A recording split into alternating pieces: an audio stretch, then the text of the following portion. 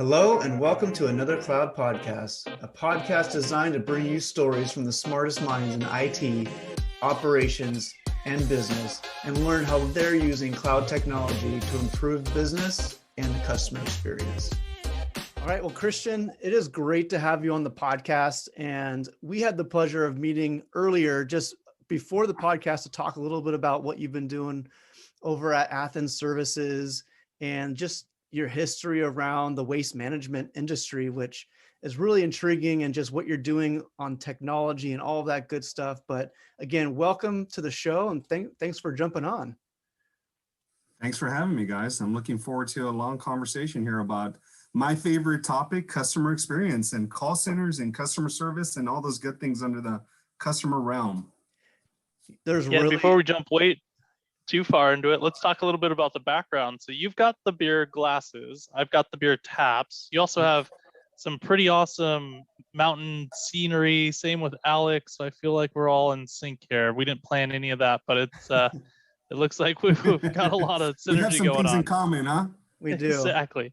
If these were the Rockies, it could be, the Coors Light going through the tap into the glasses. So, and I think I've got one of those up there. It's in the back, but yeah, there you go. Coors Light, definitely got to have one of those up there.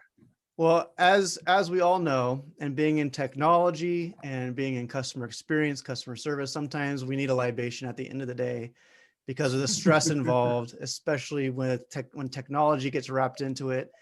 Cristian, on a high level, just to give people a background of like where you came from, can you give us like a 2-minute synopsis of like, how you got into this role as Director of Customer Experience over at Athens, and just what that evolution has looked like for you?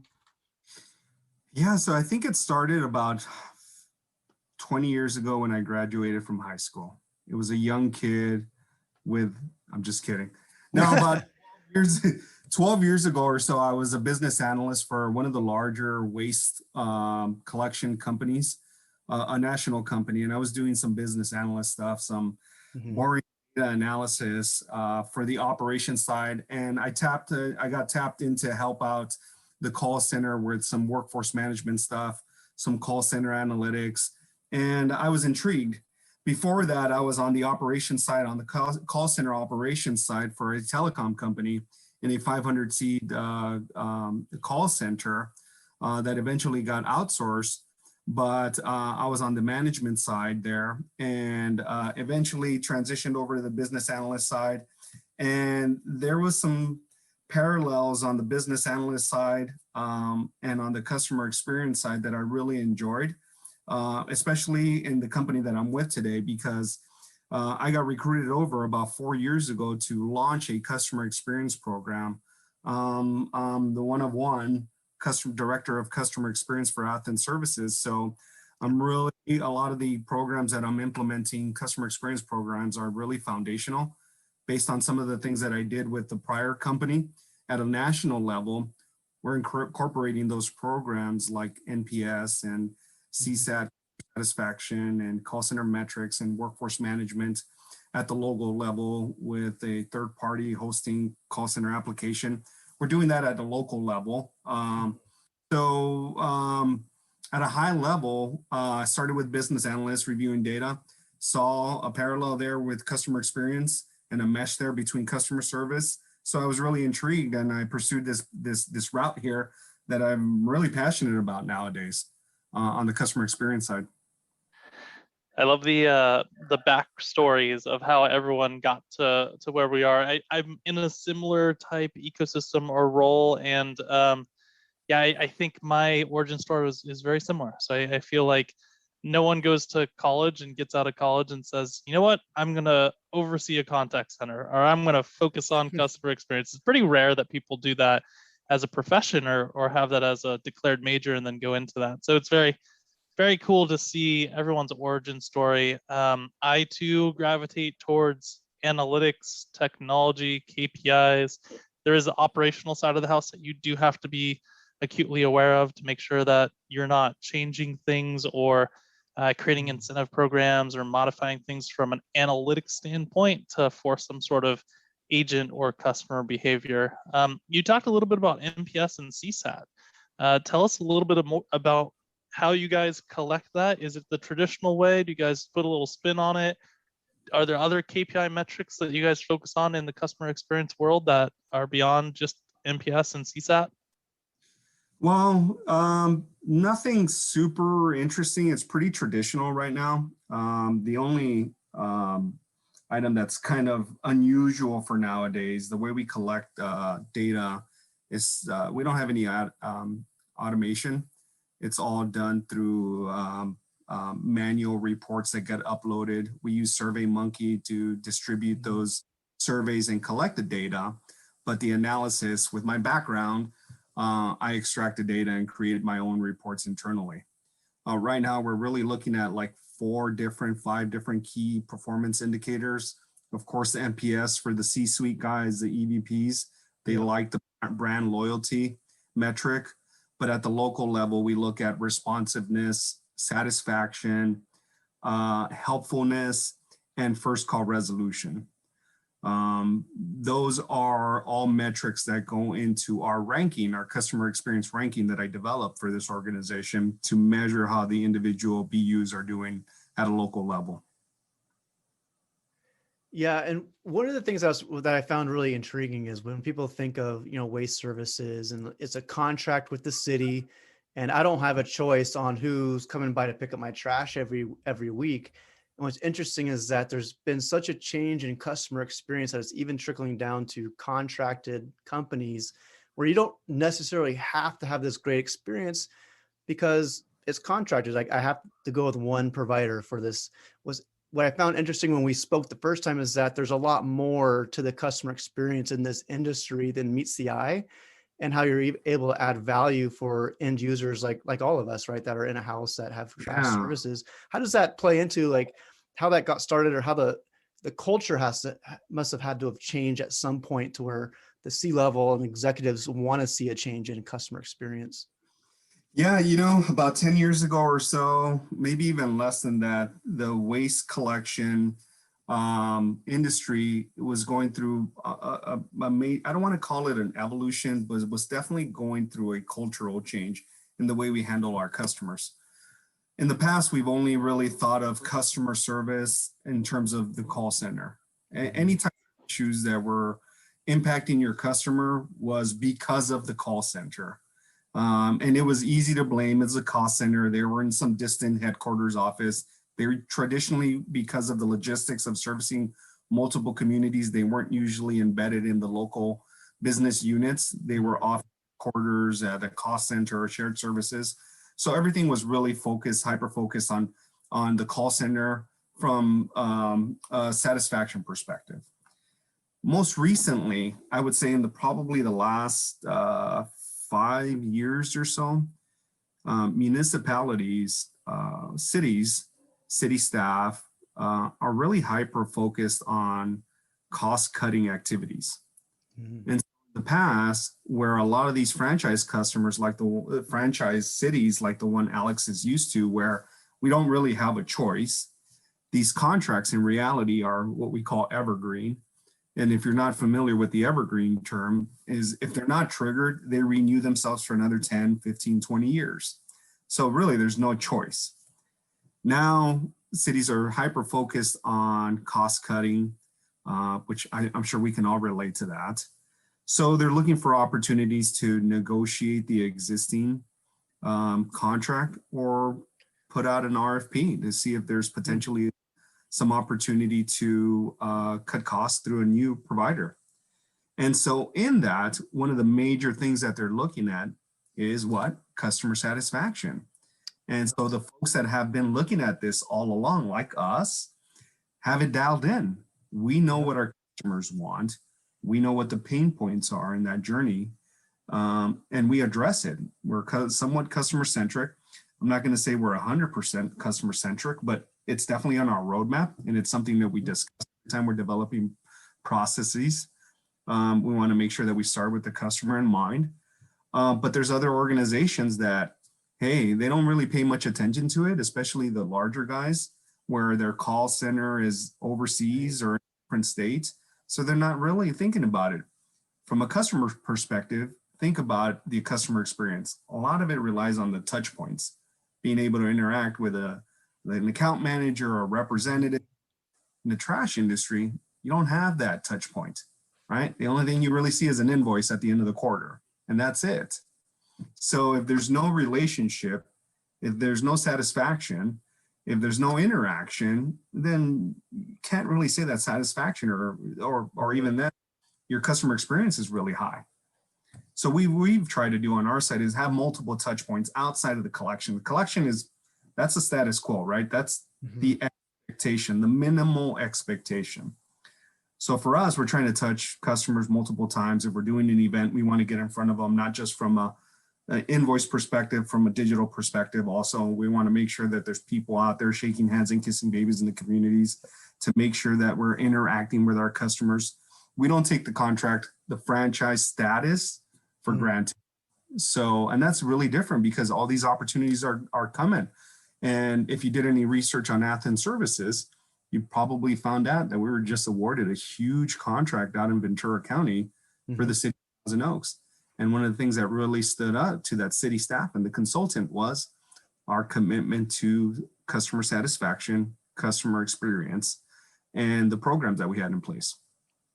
Yeah, really, really adding value, right? And I'd imagine as this takes off, this customer experience and touch points, that the cities are going to look at certain SLAs that their providers have to meet just to keep up. Has that changed a lot? Have you seen the cities coming back and saying, well, we want a certain NPS or we want a certain CSAT or certain SLAs that they want the contractor to stay within? They haven't gotten to that, but I could see just reading the tea leaves that they're going in that direction. You know, if you're familiar with city staff, the demographic of the folks that are taking office nowadays is changing. And they're really focused on the customer, the residents, their constituents, about what they want. And as you can imagine, in the social world, everybody's super vocal, right, about their discontent with products and services. So the folks that are in office today, and we're seeing that throughout our communities, are really in tune with what your customers want. And they haven't yet gotten to NPS or CSAT. They haven't gotten to that point, but it's coming. Yeah. I can tell. And that's why we've gotten ahead of it. And at least internally, we're already producing those type of reports where we can break it down, not just by the BU, but by the city that BU services, the line of business, because it's not just the constituents, it's the businesses, it's the industrial services, right.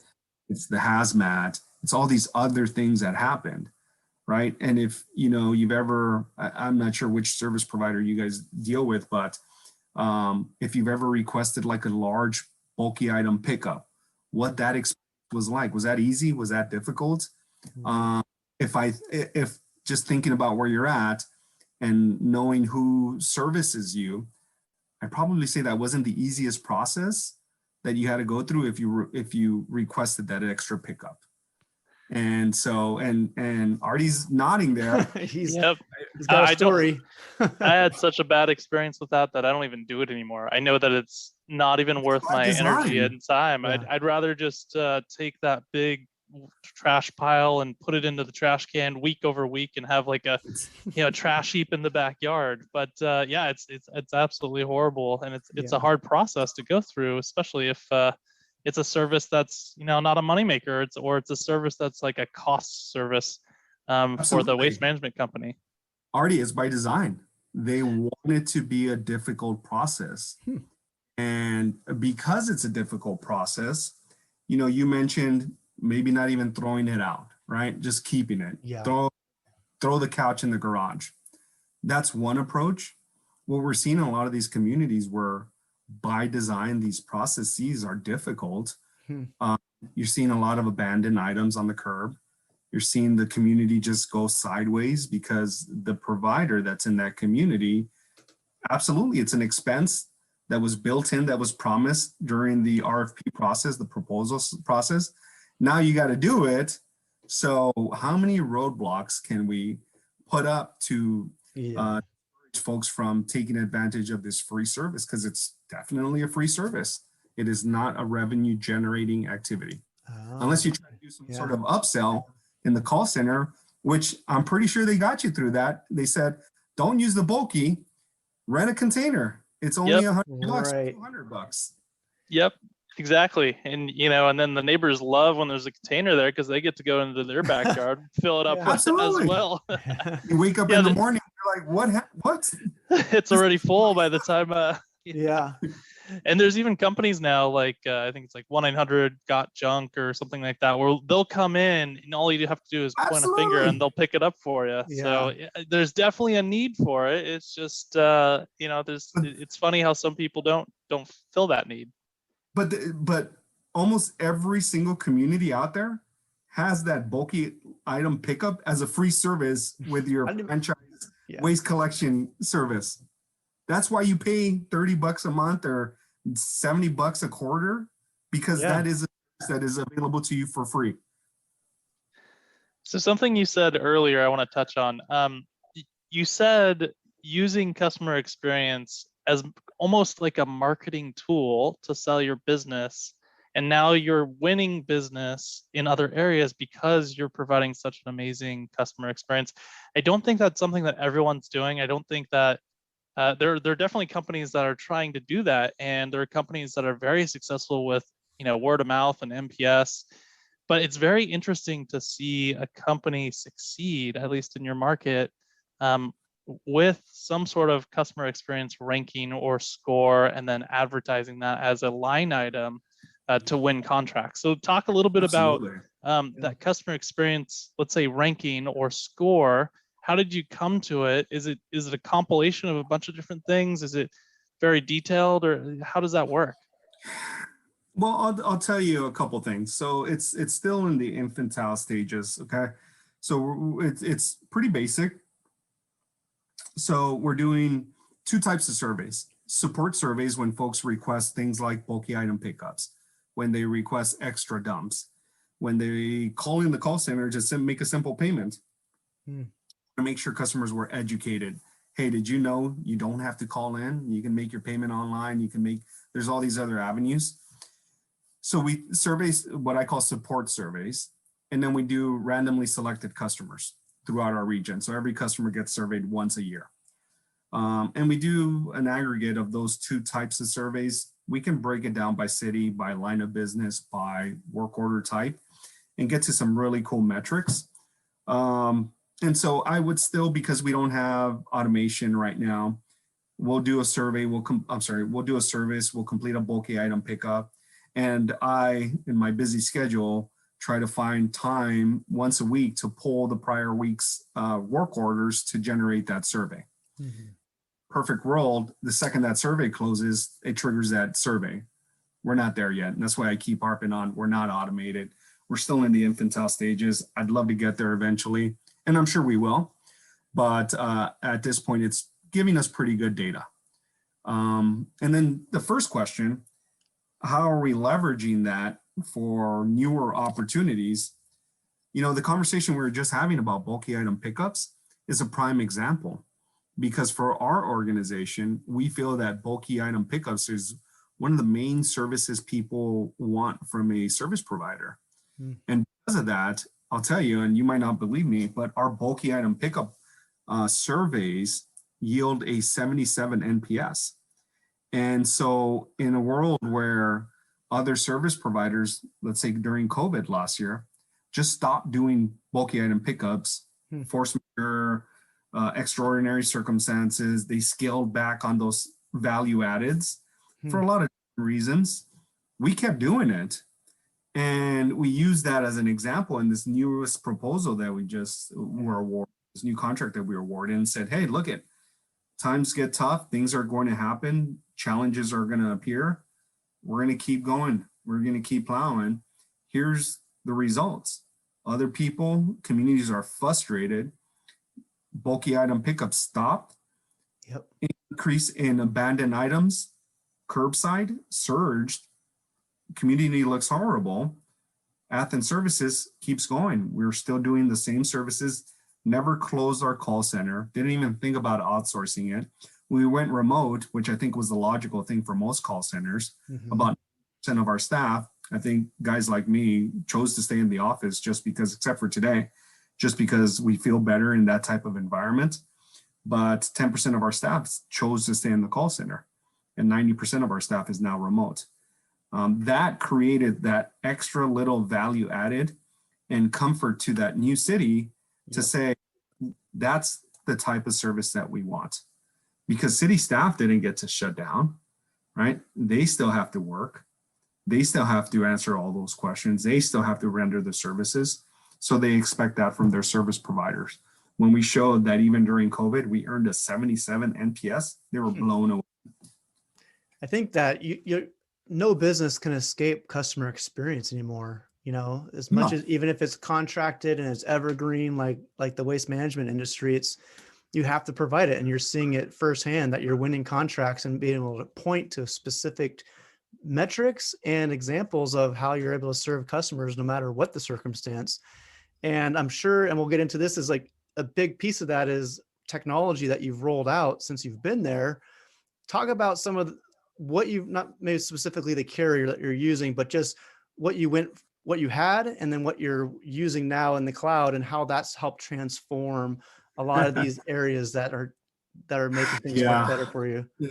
And that was painful, right? Going from a PBX to a hosted cloud-based system. Mm-hmm. You're really flying blind in an analog system.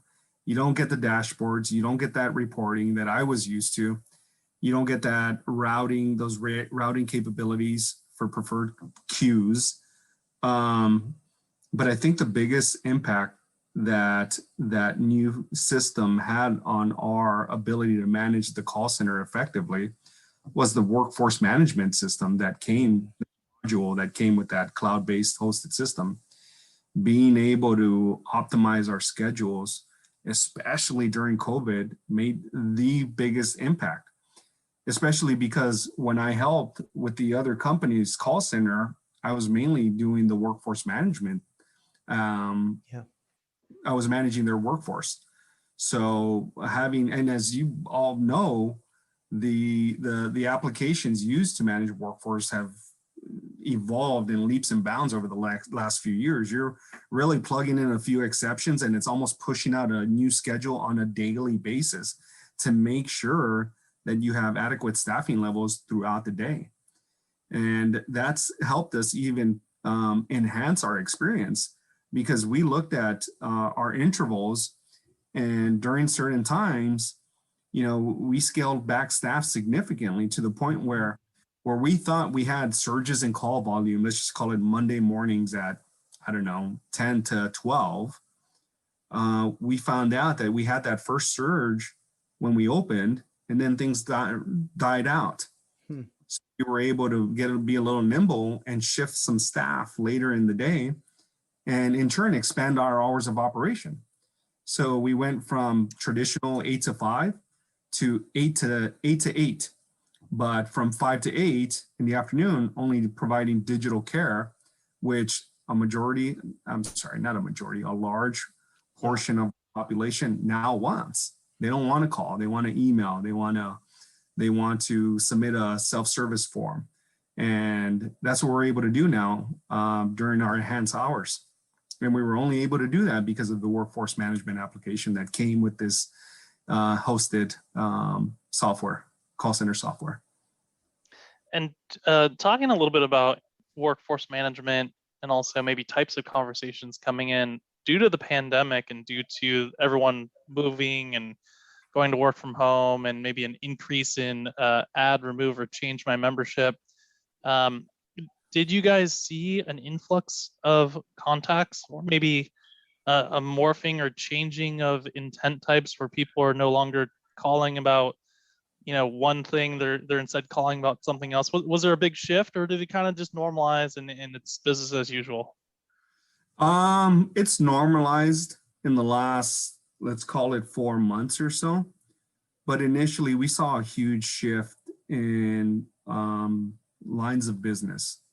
And I'll tell you why. As you can imagine, right? Unfortunately, a lot of our businesses closed down in all communities. So people were staying home.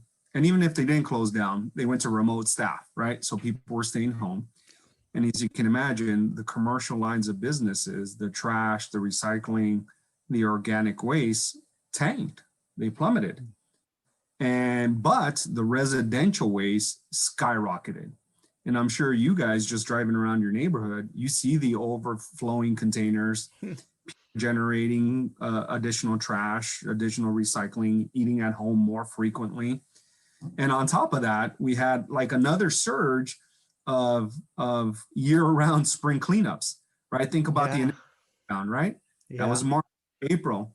So people got bored at home after a while. What do they do when they were bored at home? Clean out that garage that the wife's been hounding us about for years. And that turned into a ton of bulkies. That turned into a ton of rentals. That turned into a lot of calls for us. And for the first 5 months of that shutdown, we were struggling. We were struggling to staff up. We were struggling to keep up with volume. But since then, it's normalized a little bit. Businesses opening up, restaurants opening up. We're starting to see an uptick in commercial volume. But for some reason, that residential volume hasn't tapered off as much as we'd like it to taper off at this point. Right. Yeah, I mean, I'm guilty of it. As soon as the pandemic hit, we definitely went through a spring cleaning. We didn't have enough space in our house to have 2 people full-time on calls all day. So I had to work on the dining room table, and our living room was fine. It just was a little cluttered. So of course we had to go through and just throw stuff away, or give it away or donate it. But I could totally see an influx. I could also see an influx of people needing to clean out the garbage in the garage, so that they could make that an office or a workspace, or maybe even a workout room, because you can't go to gyms. So yeah, definitely interesting. I know, Alex, you're about to ask a question, so I'll pass it over to you. No, well, I get the office in the garage and the school in the garage. I mean, we had to convert half of it to like a classroom just to make space between me working at home, my wife, my kids. So it's definitely a struggle. But one of the things I wanted to go a little deeper on too is, so there's a lot of people out there that are still on the legacy PBX. What would you say? A lot of people, and I know there's, like, the question is, what would you have done differently during the implementation, or what do you wish you would have known beforehand that you learned during that process that might be able to help someone else out that's going through this evaluation and considering a change to the cloud? You know, Alex, to keep it as simple as possible, one of the biggest headaches, and you guys could probably relate to this, and it's integration, implementation, right? And if you're going to go from an analog system to one of these hosted systems, I would recommend, guys, that whoever you choose internalizes the implementation. Because the worst thing is on day one, where you go live and there's technical issues, and there will always be technical issues, for the vendor and the implementation team to be pointing at each other and not communicating with each other. And you're stuck in the middle trying to convey messages between the two.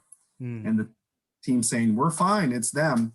And the software applicator said, the software company saying, it's not us, it's them. Yeah. And that is, I've been through that 4 times in my career. That is always a nightmare. Yeah. So implementation, just making sure that whoever sells you that software also sells you the internal, has the internal team to help you through implementation. And if I could piggyback on that, don't go cheap on the implementation either. If it comes at a sticker shock and it's too pricey, just go line by line. You might be able to give it a little bit of a haircut, but don't go cheap on it. If you go cheap on it, it's going to be really hard to implement.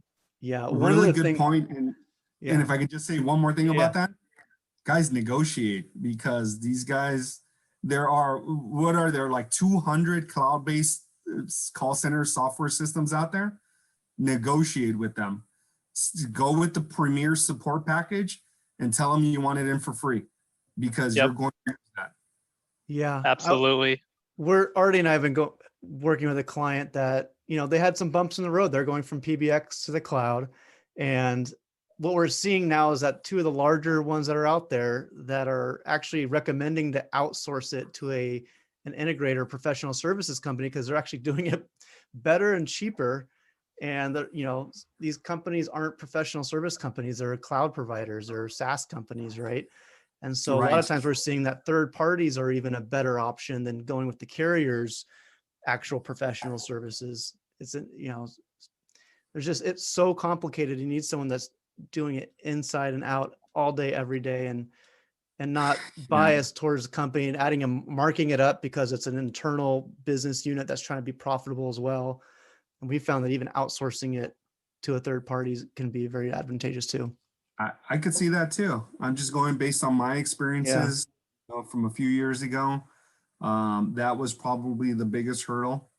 But I could see, I mean, these guys, again, 200 different call center applications out there. And like you said, the expertise of an implementation team. These guys are experts at developing the software. The implementation, the third party guys are experts at implementing it into your environment. So I could see the advantages.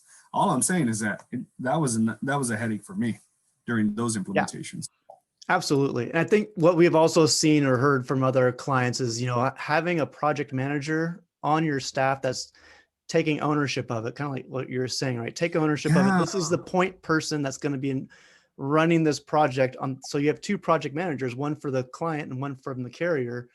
Those are the two that should be hand in hand, hugging and kissing the whole way through. Like, it's a new relationship. And we've seen that's even your project manager isn't necessarily your IT guy, right? Your guy has to be bestie number 3 in the mix, right? So what do you see as what's next on the technology horizon? I mean, with the cloud system that you have, I mean, it's limitless, right? Do you see going into more AI or, to go, absolutely. Where do you see AI playing a role in the processes and in your environment over at Athens? I think what I've seen lately is people exploring artificial intelligence in call center voice applications and being able to read sentiment, being able to understand conversations, not necessarily from a self-service perspective, like chatbots and all the self-service options, but also actually using it as a quality assurance, a QC application. That's where I think it's going. Chatbots, I'm not a fan of. For basic questions, it makes sense. But I think our customers, and I think in general, customers are a little bit more tech savvy than they used to be 10, 15 years ago. They can find basic information on your website as long as you have it on your website. They can maneuver through basic functions. Those basic functions, that basic information is what a lot of folks are leveraging chatbots for. So I'm not a huge fan of that application, but I've read some studies on companies that are using artificial intelligence to read into the sentiment of calls from a customer service perspective, to understand if it was a good call, a bad call, to predict what that brand loyalty looks like if that customer takes a survey, to QC processes, internal processes. So for example, if your process is that the customer service representative educates the customer on self-service options, payment options for a payment call, did they go through that checklist of educating the customer or not? In most call centers, I'm sure you guys can relate to this, you have one QC person, QA person for thousands and thousands and thousands of calls. If you're lucky, a CSR gets QC'd on 2 to 4 calls a month. And they usually know when they're being QC'd. Imagine having AI QC all calls and tell you this agent, all these calls are happy-go-lucky, satisfied customers. Even if this customer, the sentiments are somewhat monotone, then let's take that as a coaching opportunity. And it just a one-off on the call that I happen to listen to. This is your average score for all of your calls, the aggregate of everything. let's work on it. So that's where I think it's going to go. I'm excited to be able to test that here. Hopefully next year or 2 years from now, when the application becomes available with as an extra module on the application that I'm on. Yeah, and everyone knows if there's a police officer behind you, you're going to drive the speed limit and make sure that your hands are on 10 to 4 and everything's going to be good. But you talked a little bit about this, and I like this. So you talked about speech analytics and using it for QC and quality control and things like that. What about using AI for passive customer insights? So instead of a direct, like an NPS survey or a CSAT survey to get that direct feedback, passively listening to calls, conversations, chats, so you can get some sort of sentiment score, so you could get some sort of insight into, are we doing the right thing? Are people happy with us? Are they at least emoting in a happy way? And how do you merge those together? Like, are those two completely different worlds that you don't want to blend, or should you try to put them into one score? I think initially, as we start learning more how the AI is going to work on those type of surveys, we're going to have to blend it. There will have to be some sort of hybrid solution. The same way I do support surveys and then cross-check it against the results of randomly selected customers, and ultimately rank my BUs with some sort of hybrid score, an aggregate of all of those scores. I think you'll have to hear that sentiment score as well. I think we still need to figure out a lot of things. I'll give you an example. There's a lot of other variables that go into play for support surveys, the way we do them. The way you arrange your questions. If you put your NPS score up front, you're going to get a higher score than if you put it at the end of the survey. Timing of the survey delivery can help you improve your NPS ranking versus a survey a week later. So there's a lot of variables that come into play. I think you'll probably get some consistency if you use the AI in that type of application. But I would absolutely use it I would absolutely merge it with the other applications that we currently use today. But I think it'll well, and it'll give you similar results. I think it will initially. Yeah, we're seeing a lot of clients and customers and just people that we've talked to, like on the podcast, talk about business intelligence and the BI and using all this data that's available. It's just a matter of harnessing it, knowing where to pull it from, and then you just let the AI run up, give you they're getting insights that they could never even dream of into how their business works, and things that they thought were one way are completely opposite. And it's just amazing where it's going. And I think, you're absolutely on the right track and ahead of the game compared to, most of the industries out there, even that aren't even in the cloud, for one, but two, it's just utilizing that data that's out there and available. And you hit it right on the head. There's just so much data out there. It's just being able to identify strategically what everybody cares about and wants to manage. You can't manage everything. Yeah. But identifying which KPIs we all want to manage, and hopefully some of the CX KPIs make it into that scorecard. Hopefully the CX KPIs make it into the local leaders' compensation or performance plan, because that's when it matters, right? That's when it matters the most. Then the CX leader, then the CS leader have seats at the table when we're discussing strategy. And I think that's when it makes the most impact on any organization. Yeah, and it's hard for some companies to get that executive level buy-in into customer experience or voice of the customer programs or customer journey type programs. I remember my first day at my first contact center job. Day one, you go through some technical training, and then at the end of the day, you do 1 hour of live phone calls. Like, you literally 10 minutes shadowing, the rest of the hour phone calls. And I remember sitting down, and the guy next to me, older gentleman, full suit. And I was after my hour, I debriefed with the person I was shadowing, and I said, "Who is that person?" Like, I didn't see him in the new hire class. He was doing the exact same thing I was doing. He was listening to calls and taking calls. And they said that that's the CEO, and he sits down with every new hire class, which happens once a month or twice a month.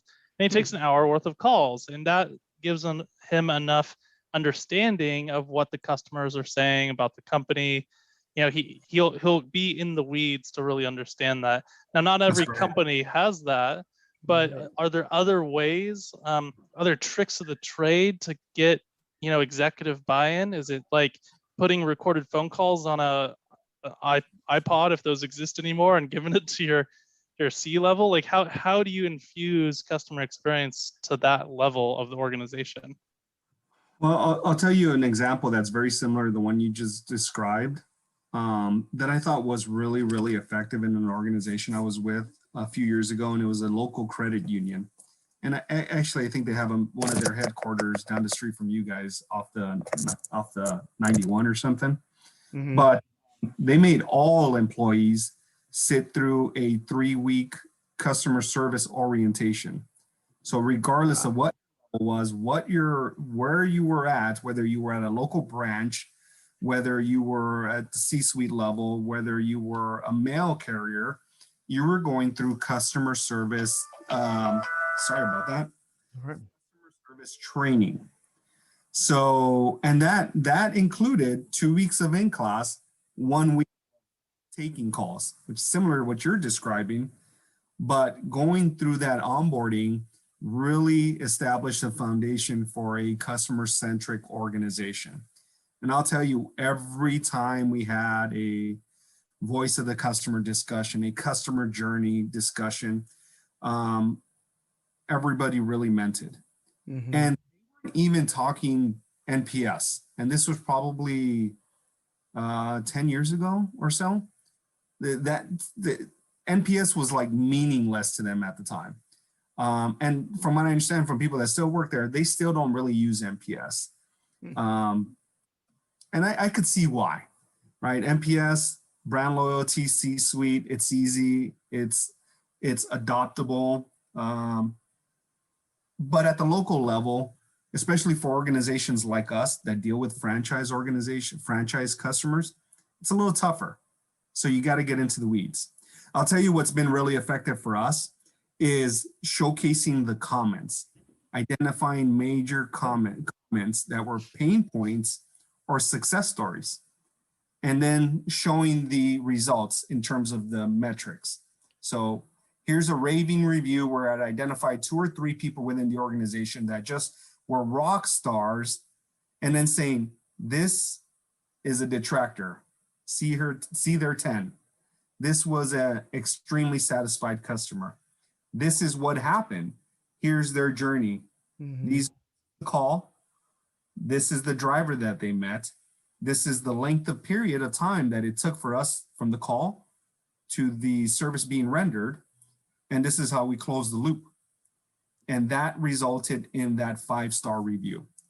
That, for some reason, the sentiment of the comments is making the most impact in terms of adoption for us. It's a great methodology. And I think more centers need to adopt that, especially on the executive level, where it's getting those little nuggets on how to improve and get buy-in from everybody, right? And I love all 3 of those examples. And we're running up against the time. So one of the things that Artie and I always like to do towards the end is talk about our own personal customer experience with a different brand. And we don't like to focus on the bad because we know there's a lot out there. So we always like to ask a good customer experience of yourself, of what's an example that you might have. And I know we're putting you on the spot where you just were blown away by a great customer experience or by a great experience from a brand that you interacted with. Oh, wow. Let me think about this here.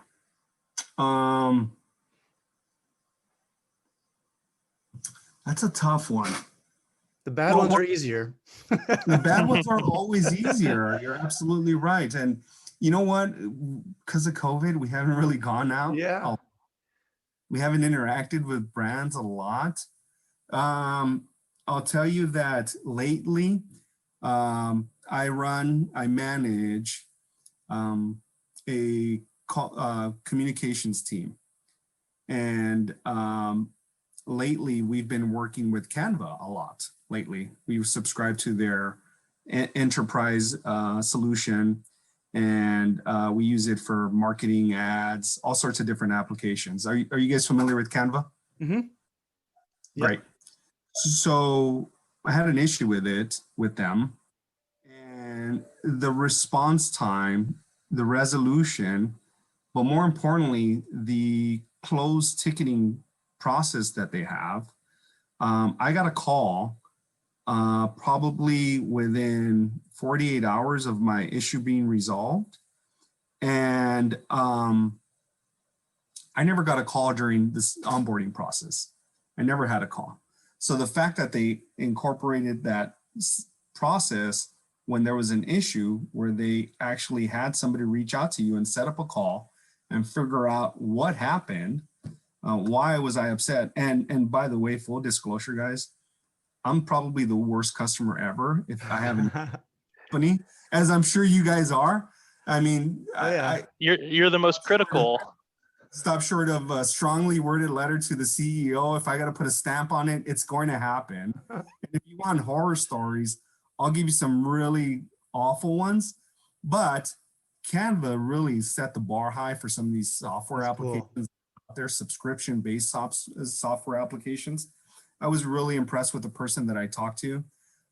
She was a really phenomenal retention specialist, and I've dealt with a ton of retention specialists. I've done with normally it's let me give you a discount, let me give you something. This person that I dealt with was really about what can I take away from your experience to make our organization better. And I hadn't heard a retention person tell me that just yet. When she said, what can I take away to make us better? I was really impressed. And that was a recent one. So that might not be the example of what you're looking for, but I was impressed from a company that's somewhat automated in the way they onboard customers. You know, you punch in a credit card and you're kind of a subscriber, you're a customer. Right. Them to get to the point where I wasn't even going to cancel. I was just kind of not happy with a billing process ended up panning out. For them to call me and deal with me, it was really impressive. Yeah, it's that closed loop process that they ask for your feedback, you give them feedback, and then they follow up on it. That is, that's the best customer experience you could ever ask for. It makes you feel like they care about you, even though they're not there. You know, like for your next problem, you know that they're going to follow up and make sure that you're taken care of. And it was totally unexpected, right? They sent me the email and they said it was like a survey, and I gave them my feedback, and the person that called me was super apologetic. And by then I was done. I had already, whatever was the pain point was already resolved. So I would call it a happy customer. Up to this point, I don't know that I'm a promoter for them. I'm definitely a passive guy, but they can win me back with that interaction that they have, their retention person. I'd say that, moved by them. Any tech company that will give you a phone call is a win in my book, because half the time I would agree. Everything's just very self-service oriented, an email ticketing system. So to get a call back is impressive. So kudos to Canva. Well, Cristian, you've got a baseball game to go watch, and it has been great having you on this podcast. I absolutely love the conversation. I'm glad we made it happen. I am too. Really enjoyed the conversation. Love talking call centers and customer experience anytime I get a chance to. I'm one of one with my organization, so I don't ever get to talk shop in a sense. I get to deliver some bad news sometimes in terms of poor customer experiences, but anytime I can talk about advancements, customer experience, and call centers, I'm a happy camper. Well, you're always welcome to join the podcast. We'll be your own personal, consultants or just someone to bounce ideas off of. Thank you so much for joining the podcast today. Thank you, guys. I'll be happy to be a guest. Just make sure next time those handles have something connected to them. That's right. Agreed. Friday afternoon, we'll have to set it up. Thanks, Cristian. Let's do it. All right. Thanks, guys. Have a good one. Well, that wraps up the show for today. Thanks for joining. And don't forget to join us next week as we bring another guest in to talk about the trends around cloud contact center and customer experience. Also, you can find us at adleradvisors.com, LinkedIn, or your favorite podcast platform. We'll see you next week on another Cloud Podcast.